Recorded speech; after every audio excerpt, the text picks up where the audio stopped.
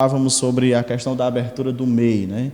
Que as pessoas, às vezes ali talvez no calor da emoção, na pressa, entram lá no Google, pesquisa qualquer site lá e fazem a abertura do seu MEI e às vezes acabam pagando uma taxa muito considerável, né?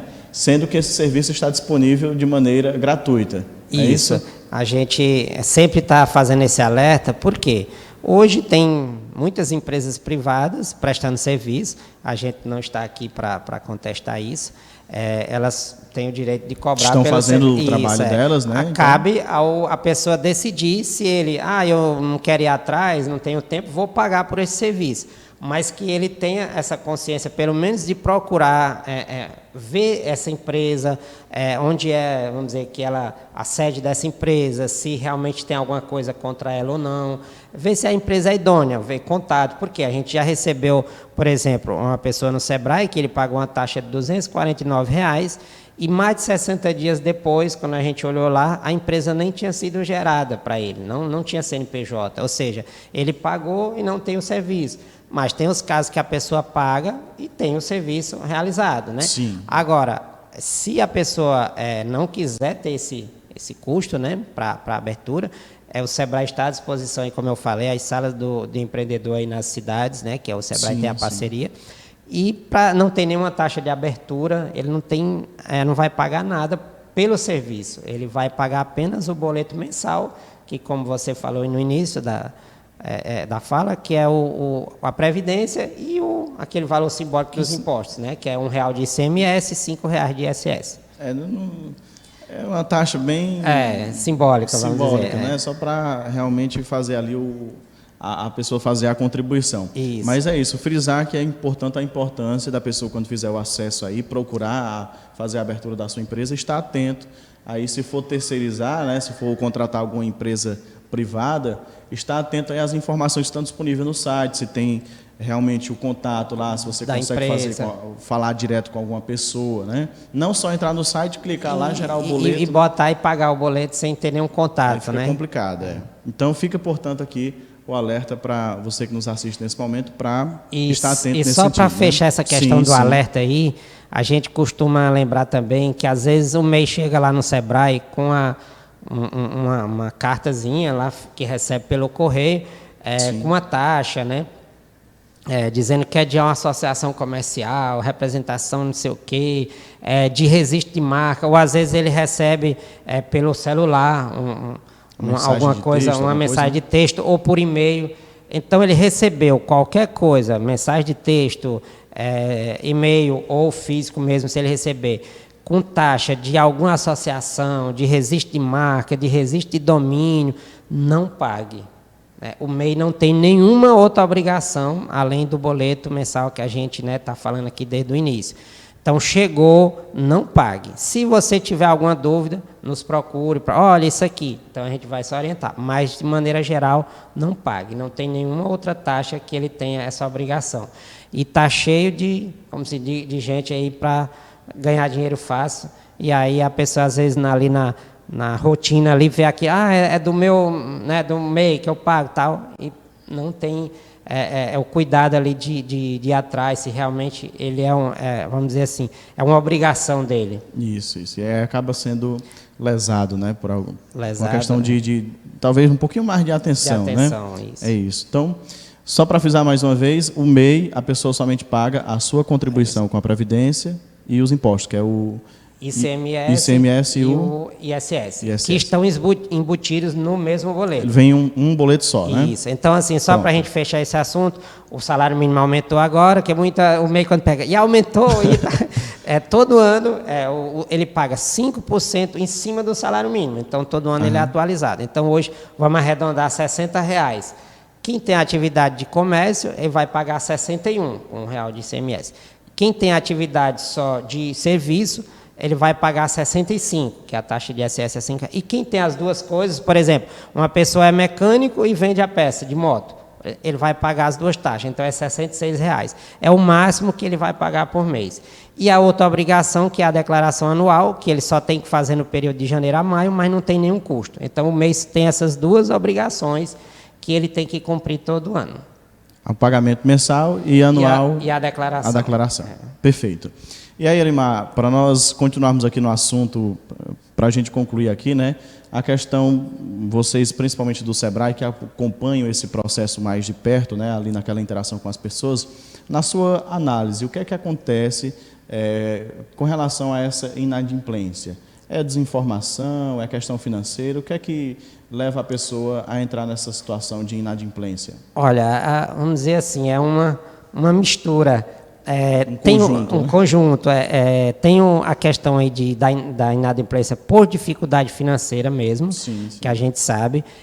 Antes da pandemia, com a questão da pandemia, isso dificultou. Mas, assim, a grande parte é desinformação mesmo. A pessoa, assim, é esse cuidado por não pagar nenhuma taxa para abrir e ele não ter, vamos dizer assim, outras obrigações, como uma empresa de porte maior tem. Aí, como ele não tem a figura do contador ali para estar fazendo esse trabalho, ele termina, qualquer hora eu vou, uma hora eu vou no SEBRAE. Porque assim, a gente já pega um caso, a pessoa chega lá e diz, olha, com essa pandemia ficou complicado, só que quando a gente puxa a dívida lá, ele está devendo desde 2016, desde 2017. Então, assim, foi uma coisa muito anterior à pandemia. Pandemia 2020, né? Isso. Então... Aí chegou a pandemia, aí ele já tinha 2, 3 anos de dívida, né? Aí, eu não tenho condição de pagar isso de uma vez, né? Então, assim, é o que a gente está orientando. Então, procure ver, dá para parcelar, como é que vai ser, eu posso pagar o atual e essa parcela.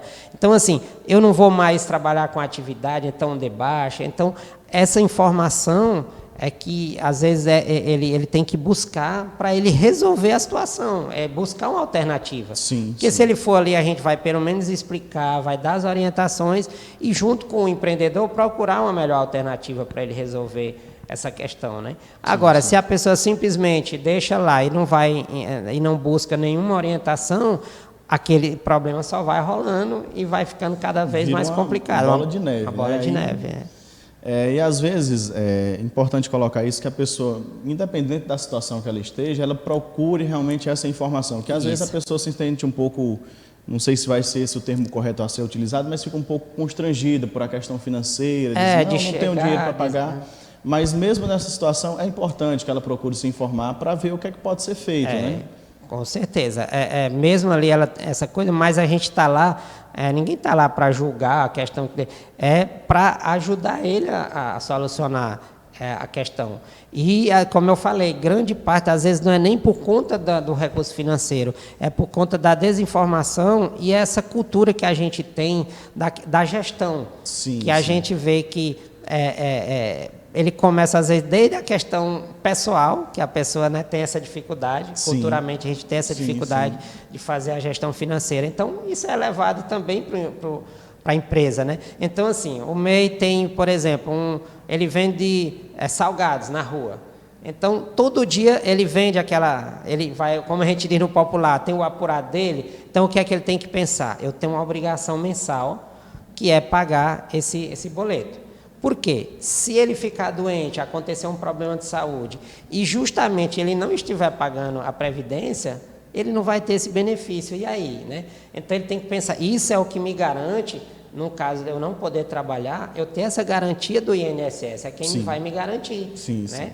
Então, assim, ele tem. Então, quanto eu tenho que deixar por dia, sei lá, ele faz uma programação por semana, para mim pagar. Chegou no dia do pagamento, ele está com aquele valor para pagar. Porque quando ele deixa de pagar, aí no mês seguinte são 2, no outro são 3, e vem outra coisa, e aí sim vai ficar mais difícil. Fica mais complicado. Então, a gente fala também para ele começar a ter esse planejamento, ele colocar aquilo como principal objetivo, porque é aquele meio que essa atividade que está dando sustento para ele. Sim, sim. E aí, Elimar, outra questão que me veio aqui agora, né? Existem muitas pessoas que possuem as suas atividades, né? Principalmente que se enquadram nesse microempreendedor individual, essa classe, né, de microempreendedores individuais, mas que não fizeram o seu registro.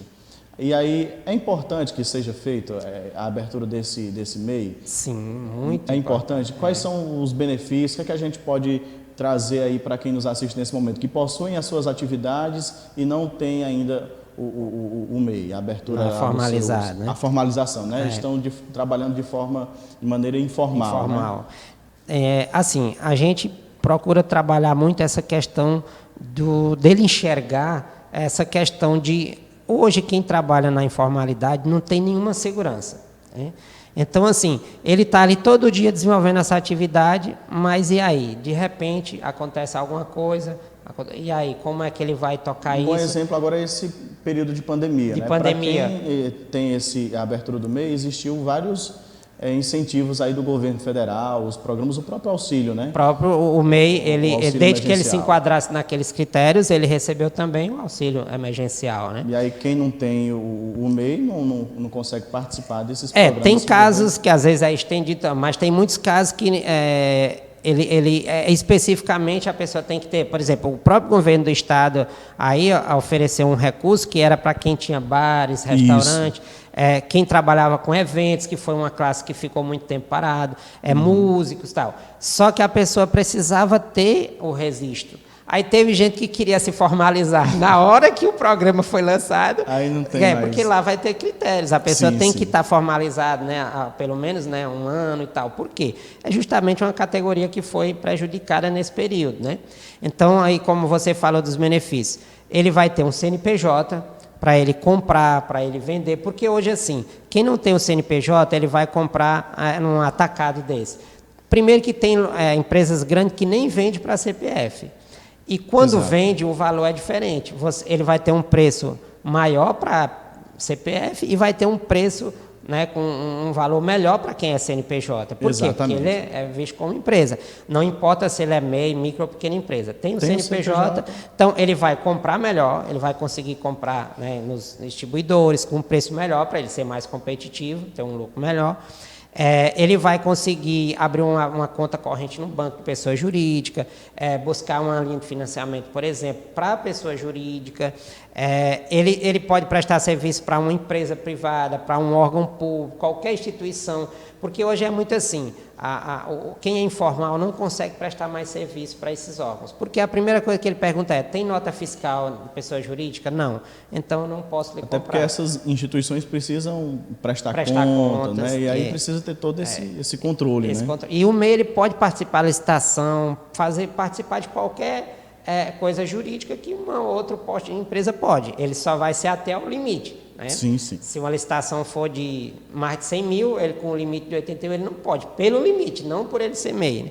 Então, assim, quando ele se formaliza, ele abre aí um leque de oportunidades para ele poder trabalhar de forma mais tranquila e melhorar como empresa na compra, na venda, ampliar seu horizonte. E ainda tem a questão da previdência, que ele passa a ter essa seguridade, como qualquer outra forma de contribuição. No caso, está contribuindo para a aposentadoria, auxílio-doença, aposentadoria por invalidez, no caso da mulher, licença-maternidade. Então, ele passa a ser amparado aí, por vários benefícios que na informalidade ele não tem.